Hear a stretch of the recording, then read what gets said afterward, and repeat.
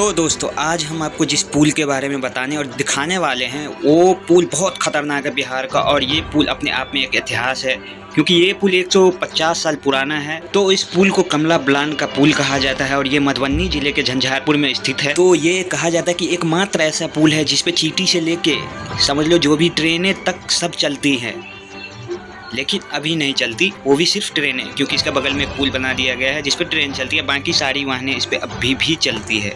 तो और जैसा कि आप लोग देख सकते हो पुल पे बहुत सारे लोग हैं और पता नहीं इनको विश्वास है कि क्या है। अगर अनजान जिनको नहीं पता, अगर वो यहाँ पे कोई व्यक्ति आए तो वो डर से नहीं जा सकते पुल पे, और ये लोग बेखौफ घूम रहे हैं पुल पे। तो इससे अंदाज़ा आप लगा सकते हो। और हम आपको लास्ट में बता दें कि ये जो वीडियो क्लिप हमने यूज किया है ये 2021 बाढ़ का है, जो कि हमने आपको सिर्फ बताने के लिए यूज किया है। बाकी मैं क्लियर कर देता हूँ, ये जो वीडियो है ये 2021 का बाढ़ जो आया था बिहार में उसका है। बाकी इस वीडियो को देखने के लिए आपका धन्यवाद। आपको इस पुल के बारे में पता था या नहीं पता था, कमेंट सेक्शन में ज़रूर बता सकते हैं। चलो मिलते हैं अगले वीडियो में, तब तक के लिए बाय।